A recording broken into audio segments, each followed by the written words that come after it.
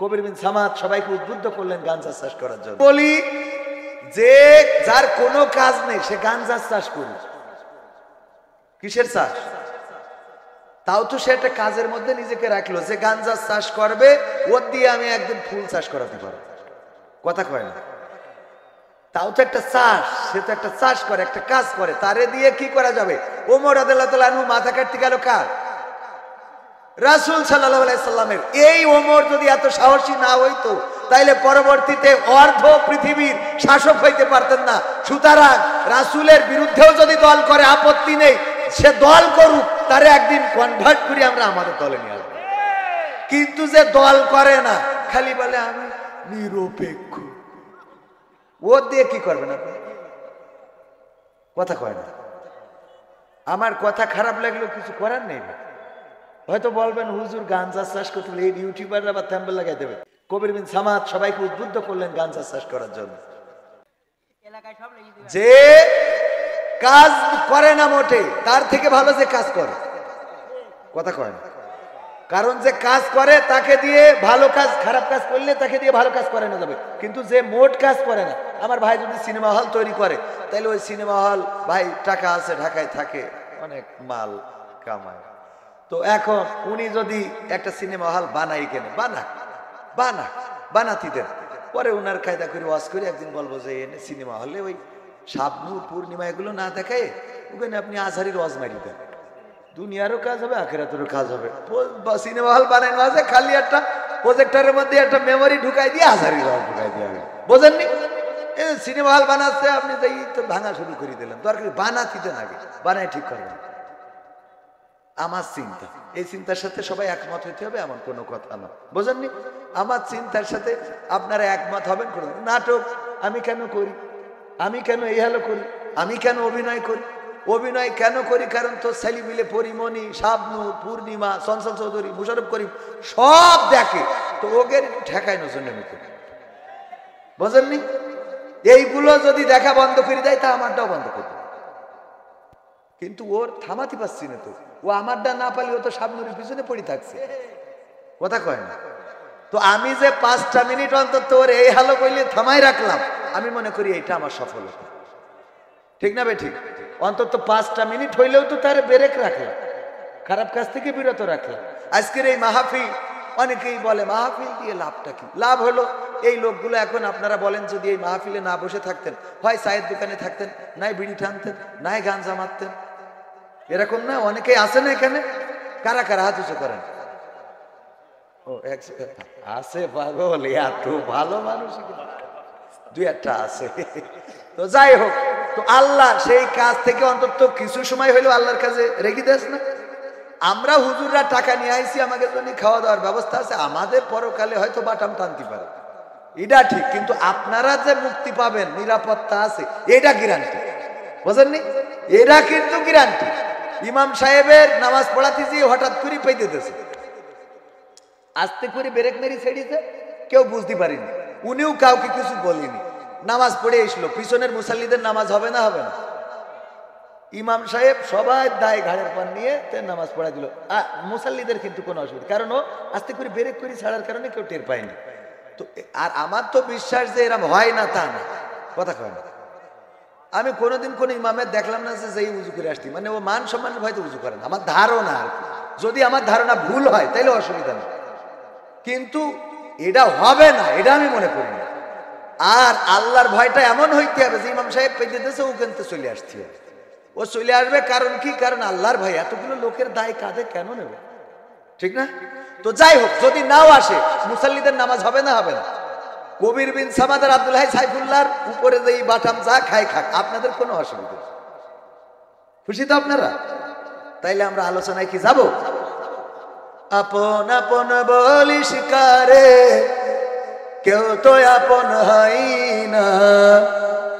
আপন আপন বলিস কারে, কেউ তো আপন হয় না। স্বার্থ ছাড়া এই ভুবনে আপন তো কেউ রয় না। স্বার্থ ছাড়া এই ভুবনে আপন তো কেউ রয় না। আপন আপন বলিস কারে, কেউ তো আপন হয় না। আপন আপন বলিস কারে, কেউ তো আপন হয় না। স্বার্থ ছাড়া এই ভুবনে আপন তো কেউ রয় না। স্বার্থ ছাড়া এই ভুবনে আপন তো কেউ রয় না। চোখ বুঝিয়া ভাবরে মন কে তোর আপন জন, ভালোবাসা পাওয়ার জন্য আছে কি কারণ। চোখ বুঝিয়া ভাব মানুষ কে তোমার আপন জন, ভালোবাসা পাওয়ার জন্য আছে কি কারণ। চোখের আড়াল হয়ে দেখিস, চোখের আড়াল হলে দেখিস তোর কথা কেউ কই না। স্বার্থ ছাড়া এই ভুবনে আপন তো কেউ রয় না। স্বার্থ ছাড়া এই ভুবনে আপন তো কেউ রয় না।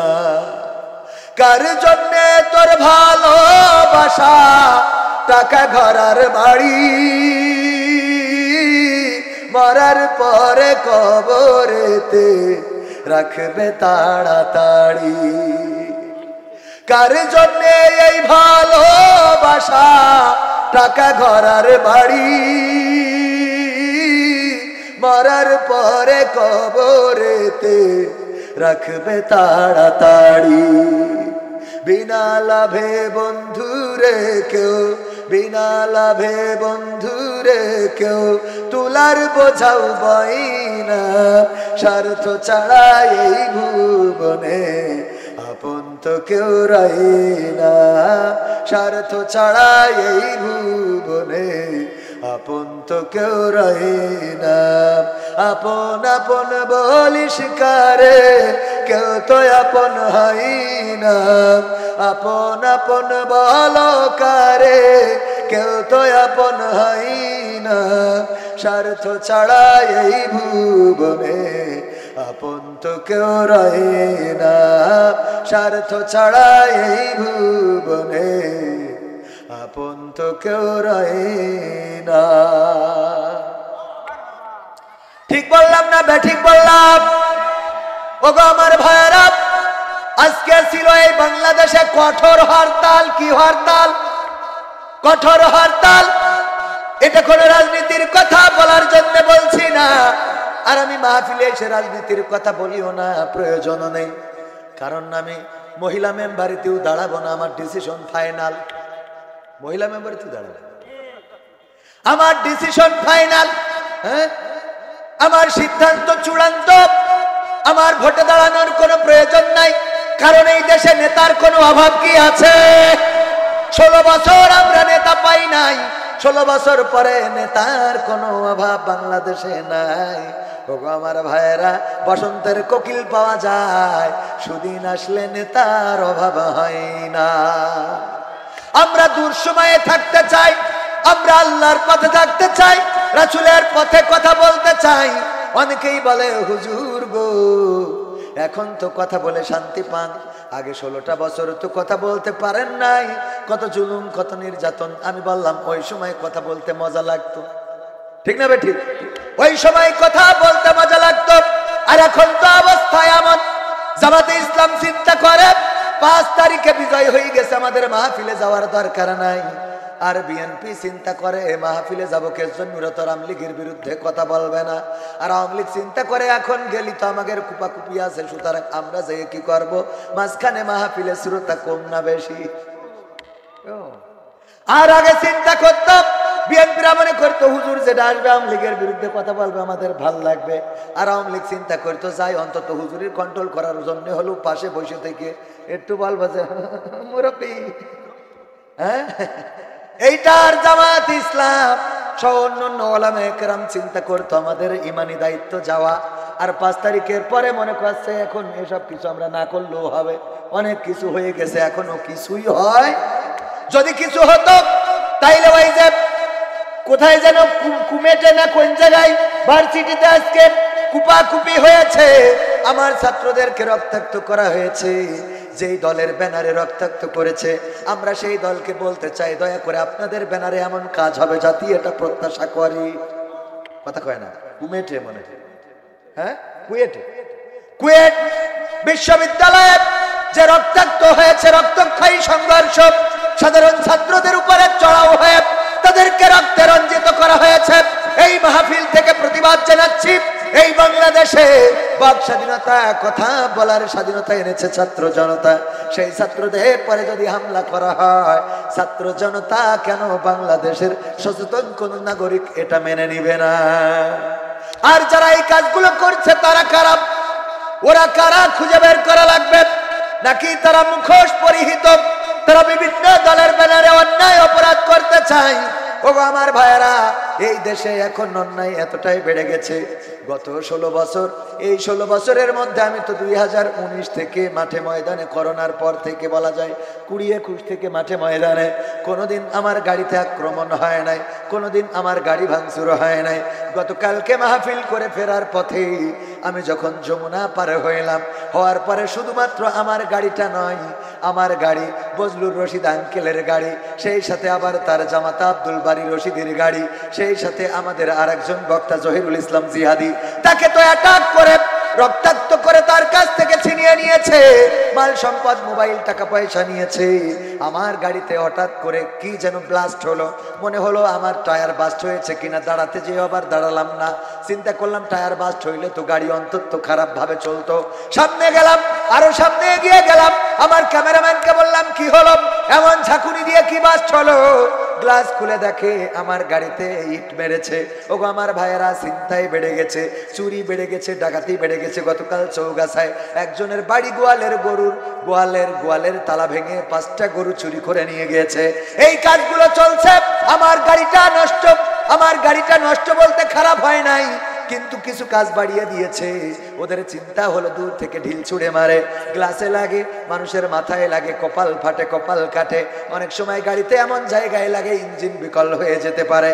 আর যদি বিকল হয়ে যায়, সামনে দাঁড়িয়ে যায়, ওই ডাকাতগুলো আসবে, চিন্তাই করবে। গত 16 বছর এমন কোন আক্রমণের শিকার আমি হই নাই, এখনো হইলাম। তার কারণটা কি? তার কারণ আমাদের বুঝা শেষ। এই দেশে এমন চক্রান্ত চলছে, মানুষেরা যেন বলে আগেই তো ভালো ছিলাম। কথা বোঝেননি? উদাহরণ দিলে বুঝবেন। আল্লামা সাইদি, দেলাওয়ার হুসাইন সাইদি রাহিমাহুল্লাহ, উনি বললেন, একবার এক কাফন বিক্রেতা মৃত্যুর সময় সন্তানদেরকে ডেকে বললেন, ওগো আমার সন্তানেরা শোনো, আমি মারা যাওয়ার পরে তোমরা যেটা করবা, আমারে সবাই কাফন চোর বলে, আমারে কাফন চোরা বলে, তোমরা এমন কিছু করবা যাতে মানুষ আমারে অন্তত ভালো বলে। সন্তানরা চিন্তা করলো, আব্বা যেহেতু মারা গেছে, আমরা আর কাফন চুরি করব না, আমরা আর চিন্তায় চাঁদাবাজি করব না, আমরা এমন কিছু করব যাতে আব্বারে ভালো বলে। এই জন্য সব কিছু ছেড়ে ছুড়ে দিয়ে মসজিদে ঢুকে গেল। নামাজ পড়ে 5 ওয়াক্ত। মানুষে বলে নামাজ পড়লে কি হবে, তোমরা তো কাফন চোরের ছেলে। বুঝেননি? দেখলো যে নামাজ পড়েও তো আব্বারে ভালো বলে না, সবাই কাফন চোরি বলে। তাইলে কি করা যায়? প্রতিটা নামাজের ওয়াক্তে আবার তাবারকের ব্যবস্থা করলো। যারা নামাজে আসে তাদের জন্য জিলাপি, তাদের জন্য খিচুড়ি, তাদের জন্য ছোট বাচ্চাদের জন্য চকলেট, বিস্কিট, এইভাবে দেওয়া শুরু করলো। আপেল, আঙুর, বেদানা, এইগুলো যখন দেয়, নিয়ে বাড়িতে যায়, কয়েক কারা আজকে মসজিদে তাবারক দিয়েছে, কয়েক কাফন চোরের ছেলেরা দিয়েছে। তাহলে কি আব্বারে ভালো করলো? বেকায়দা অবস্থা, আব্বারে তো ভালো বলে না। তাইলে কি করা যায়? এই গ্রামে যত অসহায় আছে, দুস্থ আছে, যাদের কাপড় নাই, পোশাক নাই, ঘর নাই, বাড়ি নাই, এইগুলো আমরা করে দিই। ওরা মিলেমিশে ভাইয়েরা সবাই সিদ্ধান্ত নিয়ে, যার বাড়ি নাই বাড়ি করে দিলে, যার টাকা নাই টাকা দিলে, যার জামা নাই জামা দিলে, যার কম্বল নাই কম্বল দিলে। এইগুলো যখন দেয়, কয় তোমার তো দালান ঘর ছিল না, কে করে দিয়েছে? কয় ওই যে কাফন চোরের ছেলেরা করে দিস। কি করে? খারাপ বলে। ভাইয়েরা মিটিং করলো, ওগো আমার ভাইয়েরা, এরপরেও তো আব্বারে ভালো বলে না, তাইলে কি করা যায়? বললো আমরা তাইলে আবার কাফন চুরিতে ফিরে যাই, দেখি ভালো কাজে তো আব্বারে ভালো বললো না কেউ। কাফন চুরিতে ফিরে গেল। মানুষে কয় ওর বাপও ছিল কাফন চোর, এরাও হইস কাফন চোর, তাও তো ভালো করে। এইবার সিদ্ধান্ত নিল, ভাই আমরা শুধু কাফন চুরি করব না, আমরা যে গোরস্থান থেকে কাফনটা চুরি করব, ওই গোরস্থানের লাশটা উঠাবো, তারপরে পাশার মধ্যে একটা বাঁশ ঢুকাবো, আর ওই যে জিকরগাছা উপজেলার মোড়ে টানায় রাখবো, ওখানে যে মূর্তি আছে ওখানে টানায় রাখবো। সিদ্ধান্ত মোতাবেক কাজ। ভাইয়েরা মিলে কাফন চুরি করে, আর কাফন চুরি করার সাথে আবার লাশটা উঠায়, বাঁশ একটা ভরে, আর উপজেলার বটতলায় ওই যে মূর্তি আছে ভাস্কর্য, ওইটার সাথে বাইরে টানায় রেখে দেয়। এইটা দেখার পরে লোকেরা বলল, এদের থেকে তো এদের বাপ ভালো ছিল, এদের থেকে তো ওদের বাপ ভালো ছিল। কথা কি বোঝা গেছে? এই জন্য কবির বিন সামাদের গাড়িতে হামলা, আব্দুল বারী রশিদের গাড়িতে হামলা, বজলুর রশিদ শ্রদ্ধাভাজন মুরব্বী আমাদের রাহবার, উনার গাড়িতেও হামলা। এই হামলাগুলো ইতিপূর্বে হয় নাই, এখন এই হামলাগুলো করে বুঝাইতে চাই আমরা যেন বলি, এর থেকে তো ওদের বাপ ভালো ছিল, বুঝলেননি? এর থেকে তো আগে ভালো ছিলাম। ওগো আমার ভাইয়েরা, এই আগে ভালো ছিলাম, এই কথা বলানোর জন্য যে ষড়যন্ত্র হচ্ছে, এই ষড়যন্ত্র রুখে দেওয়ার দরকার আছে না নাই? এই ষড়যন্ত্র যদি রুখতে হয়, এখনো প্রশাসনে কিন্তু স্বৈরাচারদের লোক রয়েছে, ফ্যাসিস্টদের লোক রয়েছে, বাছাই করতে হবে।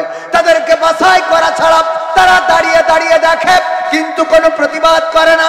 তারা চায় এমন কিছু ঘটুক, এই জাতীয় প্রশাসনের লোক যারা আছে, আমাদের টাকায় তাদের বউয়ের লিপস্টিক, আমাদের টাকায় তাদের বউয়ের ব্লাউজ সায়া শাড়ি, আমাদের ট্যাক্সের ভ্যাটের টাকায় তাদের মায়ের ঔষধের টাকা, আমাদের ট্যাক্সের ভ্যাটের টাকায় তাদের পিতার পরনের কাপড়, সব আমাদের টাকায়।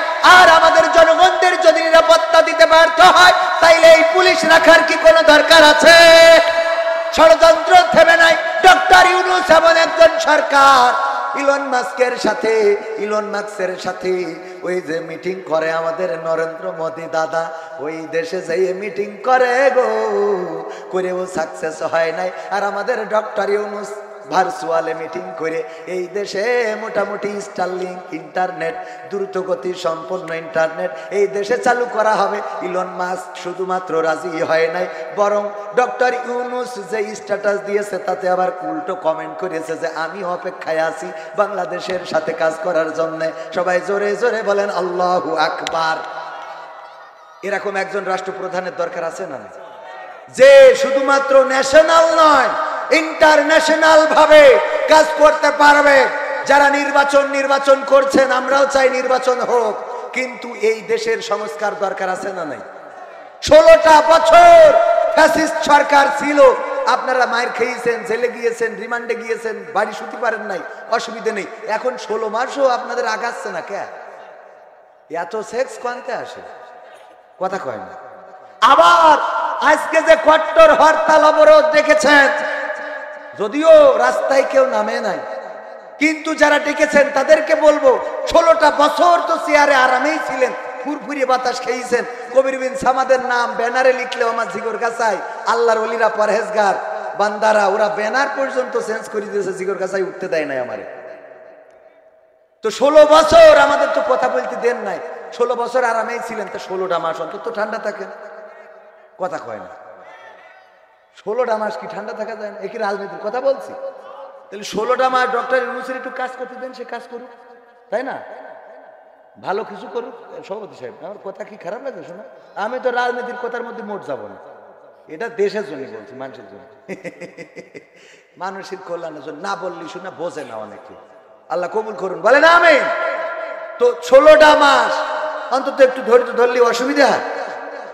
এক্ষুনি রাস্তায় নামতে হবে কিছুর জন্য, আবার এক্ষুনি ভোট দিতে হবে। 16টা মাস অন্তত যাক, দেখা যাক কি হয়। 16 বছর যদি আমরা ধৈর্য ধরতে পারি, 16 মাসে তো অসুবিধা নেই। এ জানে এমন হয়ে গেছে, মেয়ে দেখতে গেছে, ও যে 25 বছর পর্যন্ত বিয়ে হয়নি, অসুবিধা নেই।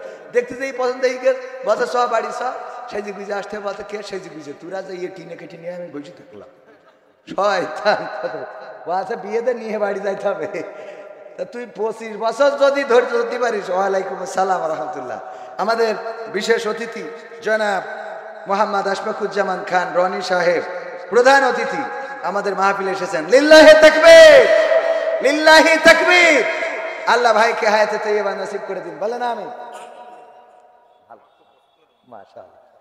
না ভাইজান, তো আলহামদুলিল্লাহ ইসলামের পক্ষে তার ভূমিকা আছে, আছে না নাই? মাদ্রাসা করেছেন, যে মাদ্রাসায় এইবার মাহফিল হতে যাচ্ছে 26 ফেব্রুয়ারি, তারেক মনোয়ারের ছবিটা খুব বড় করেই আলহামদুলিল্লাহ দেয়া আছে, দেখেছেন না আপনারা? যাবো তো ওই দিন ইনশাআল্লাহ, আল্লাহ আমাদের তাওফিক দিন, বলেন আমিন। তো যাই হোক, এই যে 16টা মাস একটু ধৈর্য ধরে থাকা যায় না। আমি যে কথায় ছিলাম ও কথা মনে আছে যে আপন আপন বলিস কারে, আপন তো কেউ হয় না, স্বার্থ ছাড়া এই পৃথিবী এই ভুবনে আপন তো কেউ রয় না, এই কথাটা বলছিলাম। ওই যে হরতাল থেকে শুরু করেছিলাম, মনে আছে? কেন? কারণটা হলো আজকে হরতালের দিন আমার আওয়ামী লীগ, যুবলীগ, ছাত্রলীগের ভাইয়েরা বলেছিলেন যে আমরা যদি প্রস্রাব করে দিই, আমরা যদি প্রস্রাব করি, মানে বাংলা কথায় বলে আমরা যদি মুতে দিই, পানের পানির মতো ভেসে যাবে, বলেছে না বলে নাই? অথচ আজকে একজনও রাজপথে নামে নাই হরতাল পালন করার জন্য। তার কারণ হলো তারা বুঝেছে এখন স্বার্থ নাই, নামারও কোনো দরকার নেই। ঠিক না বেঠে?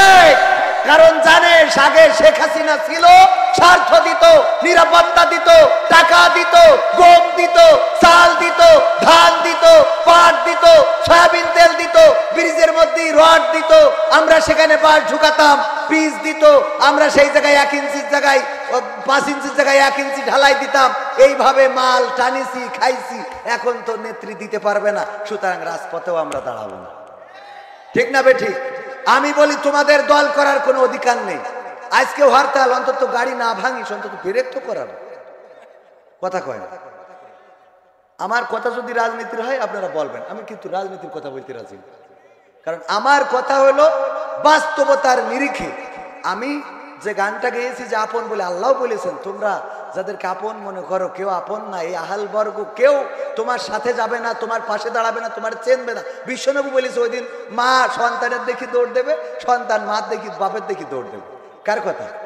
তাহলে আজকে শেখ হাসিনা বেশি দূর না, খালি তার কাটার ওপাশে গেছে, তাই হরতালের দিন তোরা দাঁড়ালি নি। তাহলে ও দুনিয়ার ওপারে গেলে তো তোকে ভোট খুঁজে পাওয়া যাবে না। তাহলে তোকে দল করবো কোন কনফিডেন্স নিয়ে? আপনি বোঝেন, আপনি যদি করেন বুঝে শুনে করেন। হ্যাঁ ঠিক আছে না, আমার কথা বুঝেছেন কিনা? আবার আমার যে নেতাগুলোর ইক্তেদায়ী তো ভেজাল ইমাম, আমরা ভেজাল ইমাম মানে ইক্তেদায়ী তো বেহেজাল ইমাম আমরা বলেছি, এই ইমামগুলো কত বড় স্বার্থপর, আমাকে রাজপথে ফেলাই ছুঁয়ে চলে গেছে। কথা কয় না? আমাদের সান্ত্বনা দিল, পালাবো না, পালাবো না। আবার তারা চলে গেল রাজপথে। এমনকি আমরা সাংবাদিকদের রিপোর্ট হলো যে শেখ হাসিনা এবং সংসদ সদস্যরা চলে যাওয়ার পরেও অনেক নিবেদিত প্রাণ আওয়ামী লীগের কর্মীরা রাজপথে প্রতিবাদ প্রতিহত করার চেষ্টা করেছে।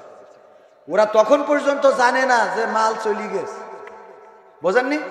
তাহলে এই কর্মীগুলো যে রাজপথে ফেলাইছে আজকে, জেল হামলা মামলা, আমি তো এগুলোর বিরোধী ভাই। এ আছে না না, ঘরে শুতে পাচ্ছে না, বাড়িতে ঘুমাতে পারছে না। ধরিন এই যে ডেভিল অপারেশন ডেভিল হান্ট শুরু হয়েছে, এটা হওয়ার পরে আমার ইউনিয়নেও কত মানুষ সরল সোজা আওয়ামী লীগ আল্লাহর ওলি পীর পরেশগার এটা ঘরে ঘুমাইতে পারছে না। আমি তো এটার বিরোধী ভাই। আমি কেন বিরোধী? কারণ নিরপরাধ মানুষ ঘরে ঘুমাতে পারবে না, তা হবে না। কথা কয় না? অপরাধী যারা তাদের ধরি কাটি খোলেন, কোনো অসুবিধা নেই, কিন্তু নিরপরাধীদের হয়রানি করা যাবে, করা যাবে। তবে এটা সত্য যে এই বাংলাদেশে প্রেক্ষাপট চেঞ্জ হওয়ার পরে আওয়ামী লীগ যা ধারণা করেছিল তার ধারের কাছেও কিন্তু যায়নি। ঠিক না বেঠিক? আমি বলবো যে এর ধারের কাছে না, আরো অনেক কিছুই হবে না যদি আপনারা শান্ত থাকেন। নেত্রী যদি ভাষণটা না দিত, অনলাইনে যদি মিটিংটা না করতো, তাইলে আজকে বঙ্গবন্ধুর স্মৃতি বিজড়িত বাড়িটা আমাদের হারাতে হতো না। ঠিক না বেঠিক? কারণ মাঝে মাঝে গায়ে গু লাগলে কাদা মাখতে হয়। গায়ে যদি গু লাগে তাহলে কি করতে হয়? কাদা মাখতে হয়, যাতে করে অন্তত গুর গন্ধটা ঢেকে যায়, বোঝেন? তাহলে আমাদের যেহেতু হাতে কিছু রক্ত আছে, পিলখানার রক্ত, ছাত্র জনতার রক্ত, আলেম ওলামার রক্ত, তাওহিদি জনতার রক্ত, তারপরে নির্যাতন, খুন, গুম, অপহরণ, এগুলো আছে না নাই? আছে। যেহেতু এত কিছু করেছি, অন্তত কিছুদিন চুপ থাকি।